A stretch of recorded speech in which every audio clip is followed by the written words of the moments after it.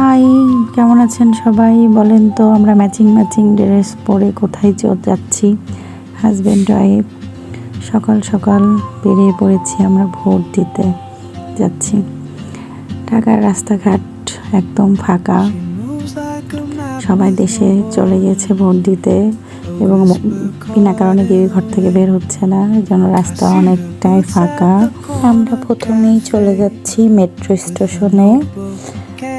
মেট্রোতে করে ফার্স্টে আমরা মিরপুর 11-তে যাব, পল্লবী, যেখানে আমার হাজব্যান্ডের ভোট কেন্দ্র, MDC মডেলে। এই যে আমি ওভার ব্রিজে উঠে একটু সেলফি নিচ্ছিলাম। এখানে চলে আসছি মেট্রো স্টেশনে। মেট্রো স্টেশনের জায়গাটা খুব সুন্দর, দেখতে খুব সুন্দর লাগে।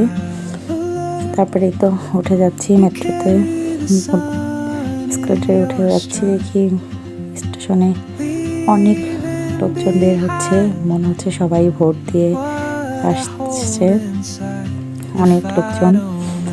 তারপরে তো যাচ্ছিলাম, যখন দেখি একটা গাছে অনেক আমের মুকুল। আমরা মিরপুর 11-তে নামি। এই যে সামনে দেখা যাচ্ছে যে বিল্ডিংয়ের পিছনে যে বাসাটা ছিল, যে এই বাসাটাতে আমরা থাকতাম একটা সময়। আমার বিয়ের পর এই বাসাটাতে আসছি। বাসাটাতে অনেক স্মৃতি আছে। আমার বড় ছেলে আবির এই বাসাটাতে হয়েছে। বাসাটা তখন অ্যাপার্টমেন্ট ছিল না, সামনে খোলা জায়গা ছিল এবং 4-5 তলা একটা বাসা ছিল, খুব সুন্দর।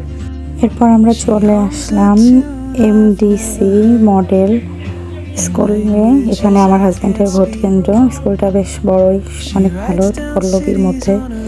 মেবি আমার হাজব্যান্ড ভোট দিতে চলে গেল, তার কিন্তু আমি ভিতরে ঢুকে বসেছিলাম। এই যে পাশে একটা ফুলের বাগান ছিল, ফুলের ছোট্ট একটা বাগান, কিন্তু খুব সুন্দর, অনেক ফুল করছে, খুব সুন্দর করে তারা গুছিয়ে ফুল গাছ তৈরি করছে। আমি ভিডিও করছিলাম।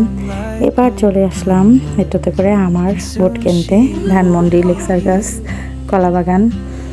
এই যে আমি ঢাকা 10 আসনের ভোটার, আমি এই যে চলে আসছি লেকচার গাছ স্কুল রোড।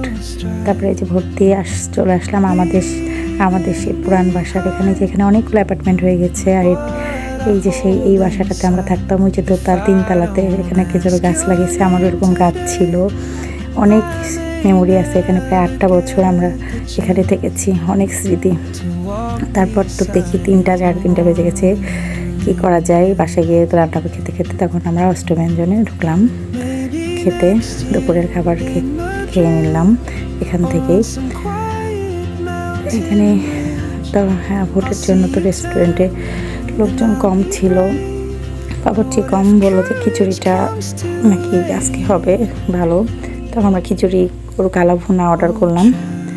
খেয়ে আমরা দুজন খেয়ে বাসার জন্য পার্সেল নিয়ে চলে আসলাম। এই যে আমাদের ভোটের দিনের ঘোরা খাওয়া দাওয়া শেষ। আল্লাহ হাফেজ।